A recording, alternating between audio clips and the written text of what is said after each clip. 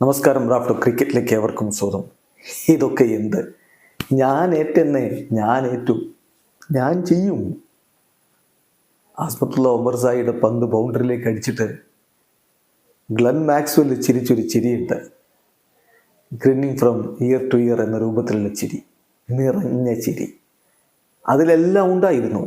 അർദ്ധ സെഞ്ചുറി നേടിയ ശേഷം ഓസി ഡ്രസ്സിംഗ് റൂമിലേക്ക് ആ തംസപ്പ്. യെസ്, ഞാൻ ഏറ്റു. കഴിഞ്ഞ ഏകദിന വേൾഡ് കപ്പിൽ ഓർമ്മകളാണ് അപ്പോൾ അഫ്ഗാനി താരങ്ങളുടെ മനസ്സിലേക്ക് വന്നിട്ടുണ്ടാവുക. കളി കാണാനിരുന്ന ആരാധകരുടെ മനസ്സിലേക്ക് തീർച്ചയായിട്ടും അത് എത്തിയിട്ടുണ്ട്. അന്ന് അഫ്ഗാനിസ്ഥാൻ വിജയിച്ചു എന്ന് തോന്നിച്ചിടത്ത് മഹാമേരു പോലെ നിന്നു.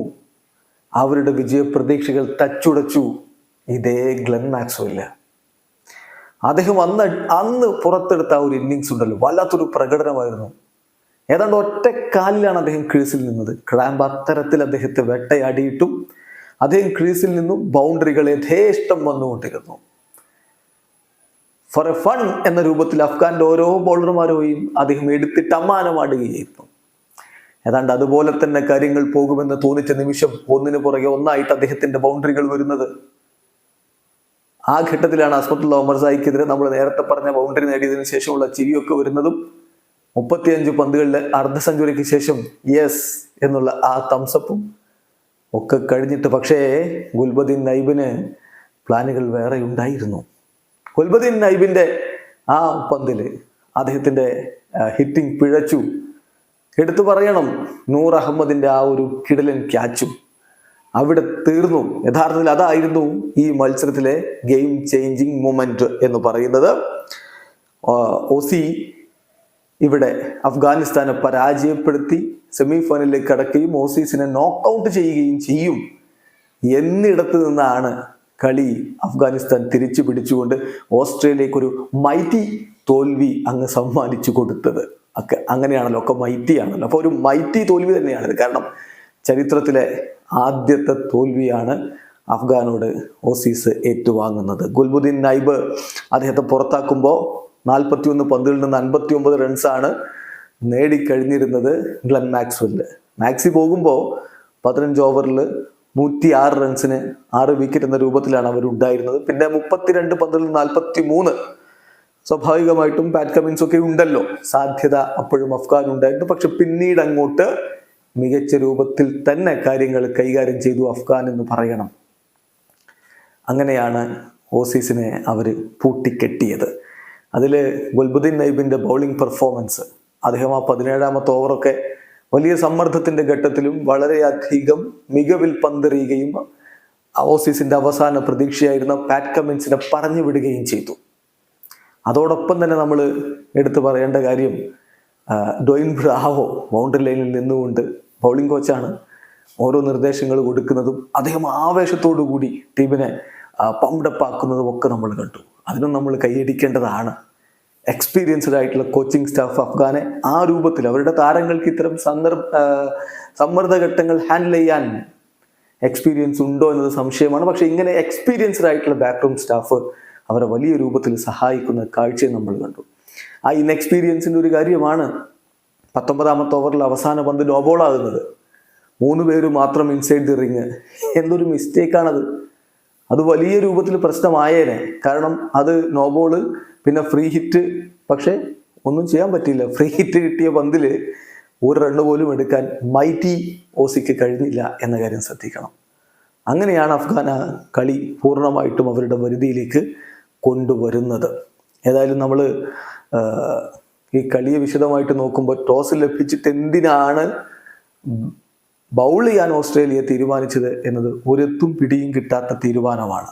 ആ സമയത്ത് തീരുമാനം വന്നപ്പോഴേ ക്രിക്കറ്റിംഗ് എക്സ്പേർട്സ് ആ രൂപത്തിൽ ചർച്ച ചെയ്തിരുന്നു. കാരണം അവിടുത്തെ ഒരു സ്റ്റാറ്റിസ്റ്റിക്സ് എന്ന് പറയുന്നത് രണ്ടാമത് ബാറ്റ് ചെയ്യുക എന്നുള്ളത് ബുദ്ധിമുട്ടാകുമെന്നതായിരുന്നു, പ്രത്യേകിച്ച് ആ കണ്ടീഷനിൽ.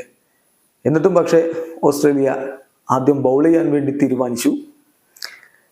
ഓസ്ട്രേലിയയുടെ T20 ക്രിക്കറ്റ് ചരിത്രത്തിൽ ആദ്യമായിട്ടാണ് 16 ഓവർ വരെ ഒരു ബ്രേക്ക് ത്രൂ കിട്ടാൻ വേണ്ടി അവർ വിയർപ്പൊഴുക്കുന്നത് നമ്മൾ കണ്ടത്. 16 ഓവർ വരെ വിക്കറ്റുകൾ ലഭിക്കുന്നില്ല. റഹ്മാനുള്ള ഗുർബാസും ഇബ്രാഹിം സദ്രനും ചേർന്നുകൊണ്ടുള്ള സെഞ്ചുറി കൂട്ടുകെട്ട നമ്മൾ കണ്ടത്. അതിലിപ്പോൾ ആദ്യത്തെ 4 ഓവറുകളിൽ 10-20 ഡോട്ട് ബോൾ വന്നിരുന്നു. വളരെ പതിയെ തുടങ്ങിയതാണ്. പക്ഷെ പിന്നത്തെ 2 ഓവറുകളിൽ അവർ ആ സ്കോർ ഡബിളാക്കുകയും പവർ പ്ലേ കഴിയുമ്പോൾ 40 റൺസിലേക്ക് ടീമിനെ കൊണ്ടുപോവുകയും ചെയ്തു. അങ്ങനെയാണ് പിന്നീട് അവർ ഒരു മൊമെന്റം കീപ്പ് ചെയ്യാൻ വേണ്ടി ശ്രമിച്ചുകൊണ്ടിരുന്നത്. അതിനിടയ്ക്ക് ഇബ്രാഹിം ചന്ദ്രന്റെയും ഒക്കെ അവസരങ്ങളൊക്കെ ഉണ്ടായിരുന്നു. അത് ഓസീസിന് വേണ്ട വിധത്തിൽ ഉപയോഗപ്പെടുത്താൻ പറ്റിയില്ല. ഓസീസ് ആ ഒരു അഫ്ഗാന്റെ റൈറ്റ് ഹാൻഡഡ് പാക്കഡ് ആയിട്ടുള്ള ബാറ്റിംഗ് നിറയെ പൂട്ടുക എന്ന ഉദ്ദേശത്തിൽ തന്നെയാണ് സ്റ്റാർക്കിനെ ഒഴിവാക്കിക്കൊണ്ട് ആദം സാംബയെ കൊണ്ടുവന്നത്. സാംബ 4 ഓവറിൽ 28 റൺസ് 2 വിക്കറ്റ് എടുത്തു. ആഷ്ടൺ ആഗറെ കൊണ്ടുവന്നതും ആ ഒരു ഉദ്ദേശത്തിലാണ്. ആഷ്ടൺ ആഗറെ കൊണ്ടുവരുന്നത് അങ്ങനെ തന്നെയാണ്. അവരെ പൂട്ടുക, സ്റ്റാർക്കിനെ മാറ്റിക്കൊണ്ട് ആഗറെയാണ് കൊണ്ടുവന്നത്. പക്ഷെ ആ ആഗർക്ക് വിക്കറ്റ്ലെസ് ആയി പോയി. 4 ഓവറിൽ 17 റൺസ് വിക്കറ്റ്ലെസ് ആയി പോകുന്ന ഒരു കാഴ്ചയാണ് നമ്മൾ കണ്ടത്. ഏതായാലും ഓസീസിന് അവർ പ്രതീക്ഷ പോലെ കാര്യങ്ങൾ പോയില്ല. പിന്നെ കമ്മിൻസിന് ഒരു ഹാട്രിക് ഉണ്ടായി എന്നത് ശരിയാണ്. 16ാമത്തെ ഓവറിലാണ് ആദ്യ വിക്കറ്റ് കിട്ടുന്നത് എന്നതുകൂടി നോക്കി. ഒടുവിൽ 148 അത്ര വലിയൊരു സ്കോർ അല്ല എന്ന് ഒറ്റ നോട്ടത്തിൽ തോന്നും. പക്ഷെ ആ കണ്ടീഷനിൽ അത് ഒട്ടും എളുപ്പമായിരുന്നില്ല. മറുപടി ബാറ്റിങ്ങിൽ ഓസ്ട്രേലിയ നന്നായിട്ട് തുടക്കം മുതൽ തന്നെ പതറുന്ന കാഴ്ചയാണ് നമ്മൾ കണ്ടത്. ട്രാവിസ് ഹെഡ് ഗോൾഡൻ ഡക്കായിട്ട് അങ്ങ് മടങ്ങി. അക്കൗണ്ട് തുറക്കും മുമ്പേ വിക്കറ്റ് പോയി. Warner 3, Marsh 12, Stoinis 11, Tim David 2, Mathew weighed 5, ഇങ്ങനെ വീണുകൊണ്ടേയിരുന്നു. അപ്പോഴാണ് മറുഭാഗത്ത് ഞാൻ ഏറ്റു എന്ന രൂപത്തിലുള്ള ഗ്ലെൻ മാക്സ്വെലിന്റെ ഇന്നിങ്സ് വരുന്നത്. അദ്ദേഹം ഒറ്റയ്ക്ക് കളി കൊണ്ടുപോകും എന്ന തോന്നലും ഉണ്ടാക്കിയിരുന്നു. പക്ഷേ ഗുൽബദീൻ നൈബ് ഈ മത്സരത്തിൽ വേറെ ലെവൽ തന്നെയായിരുന്നു. അദ്ദേഹം മാക്സ്വെലിനെ പുറത്താക്കിയതോടെ പിന്നെ യഥാർത്ഥത്തിൽ ബാക്കി കാര്യങ്ങളൊക്കെ ചടങ്ങായിരുന്നു. കമിൻസിനെ ബൗൾഡാക്കുന്നു ഗുൽബദീൻ നൈബ്. 3 റൺസാണ് അദ്ദേഹം ആകെ എടുത്തത്. Agar 2 runs, Zampa 9 runs. അങ്ങനെ കളി അവസാനിക്കുമ്പോൾ 127 റൺസിലേക്ക് എത്താൻ മാത്രമേ ഓസീസിന് കഴിഞ്ഞിരുന്നുള്ളൂ. നമ്മൾ കൈയടിക്കേണ്ട പ്രകടനം വന്നത് നബീൻ ലക്കും ഗുൽബദീൻ നൈബും. നൈബിന്റെ കാര്യം നമ്മൾ നേരത്തെ പറഞ്ഞതാ. 4 ഓവറിൽ 20 റൺസിന് 4 വിക്കറ്റ്. നബീൻ ലക്ക് 4 ഓവറിൽ 20 റൺസിന് 3 വിക്കറ്റ്. അങ്ങനെ ഓസ്ട്രേലിയയെ ചരിത്രത്തിലാദ്യമായിട്ട് തോൽപ്പിച്ചിരിക്കുന്നു. കഴിഞ്ഞ വേൾഡ് കപ്പിന്റെ ആ ഒരു പക വീട്ടിയിരിക്കുന്നു അഫ്ഗാൻ എന്ന് വേണമെങ്കിൽ പറയാം. കഴിഞ്ഞ ഏകദിന വേൾഡ് കപ്പിന്റെ കാര്യമാണ് പറയുന്നത്.